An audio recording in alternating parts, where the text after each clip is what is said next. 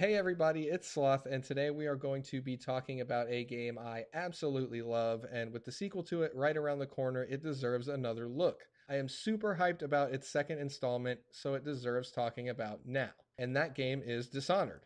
I know a lot of people are going to be like, Sloth, this is a 4-year-old game, and I played it 4 years ago, but not everybody has, man, so let me tell you why, if you pass this game up the first time around, you should give it a shot. And if you have played it already, join me in a little nostalgia, won't you? Dishonored is a first-person stealth game with a few RPG elements. Set in a fictional, plague-ridden Victorian-era city of Dunwall, you play a disgraced former bodyguard to the Empress, whose name is Corvo Attano. And this guy is about as awesome as any video game protagonist can get. I would say he has some similarity to Gordon Freeman from the Half-Life series. Both of these dudes never talk. They're both silent protagonists. Both of them are thrust into an extraordinary situation that is completely out of their control, and both of them are being manipulated by a higher power. I won't get too spoilery in this video, so if you're worried about that, don't be. You're fine. You're okay, dude. Further similarity to the Half-Life series is evidenced by Dishonored having the same art designer as Half-Life 2, so already you can see this game brushing up against greatness just in terms of look and feel. A lot of people looked at the cover of this game and dismissed it as an Assassin's Creed clone, and if you're someone like me who completely brushed off the entire Assassin's Creed series, I've never even completed or really even played one of those games. One, because they kind of look all the same, and two, I mostly don't really dig stealth games. Give this game a shot. I'm somebody who's been playing stealth games since Tenchu Stealth Assassins on the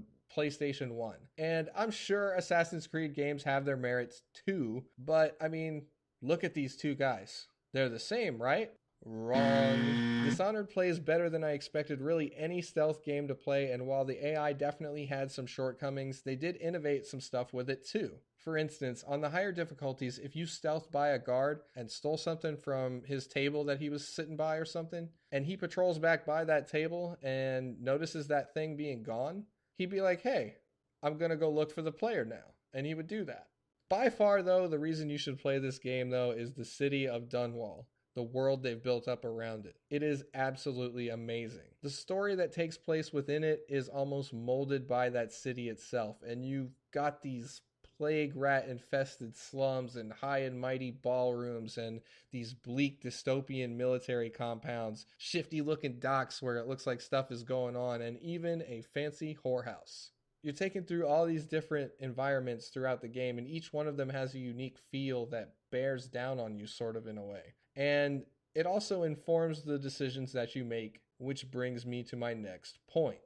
This game gives you choices. I'd compare it to the Deus Ex games a little bit in that respect. They're very similar in the way that they push their narratives. While the story of this game is pretty average as games go, it's interesting enough and keeps you moving forward towards the next area, and it doesn't really do anything great while doing that. It's just the choices that you get to make about how to do that are interesting. While the main game is doing pretty average things story-wise, the DLC made afterward improves upon it greatly. You get to play this badass assassin dude called Dowd, and he's the guy in many ways who gets you in the mess you're in the main game, and he's the direct counter to Corvo. And I wouldn't really say that it's necessarily like a good versus evil type deal. There are a lot of gray areas in this game. The main choice is how you want to play through. You could murder, sneak, or non-lethal your way through the game, and all of these have direct effects on the world, and they do that through a mechanic called chaos. A high chaos world would be a more plague-ridden and darker with more hostile character interactions type of world, whereas a low chaos one would have less guards and characters would be friendlier, with the plague sort of decreasing and having brighter outcomes. It's also possible to mix up and play a little of both. Say you have, your own moral code and you decide a certain villain or character in the game needs to die. You can kill that person and it's not going to completely ruin your low chaos playthrough of the game.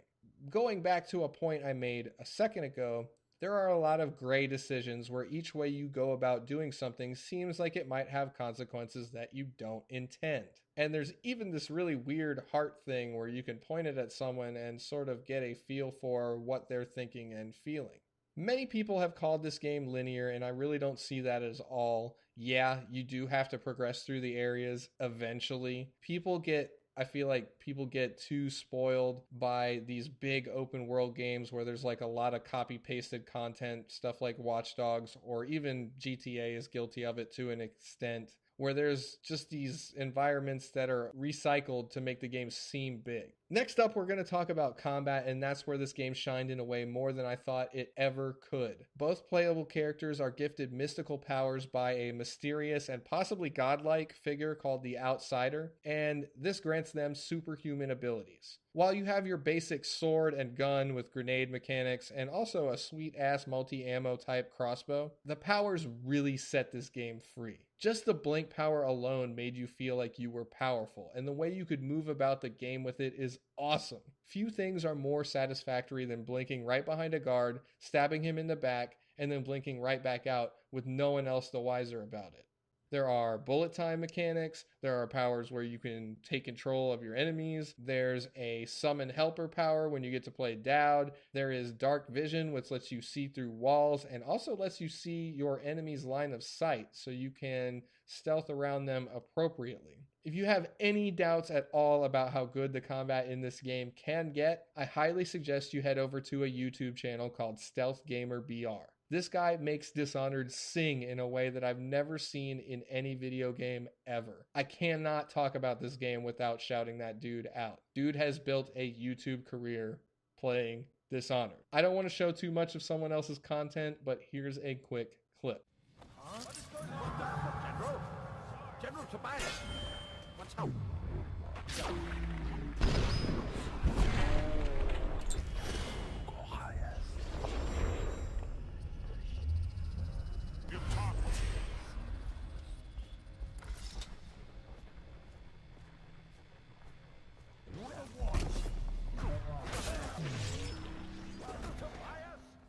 All in all, the game is just a nice and neat package of freaking awesome, and it feels like this game flew under the radar for a lot of people. I watched the new trailer for the new game coming out yesterday, and it got me so hyped I had to make a video about it. It's a common practice that right before the sequel comes out, the first game goes on Steam sale, so pick it up when it does. It is going to happen. I highly recommend that you introduce yourself to this series and don't skip out on the DLC. You will not be disappointed, I promise. I plan on doing more game nostalgia or why you should play this game type videos in the future, so be on the lookout for those. But until then, have an awesome day, and we'll see you in the next video.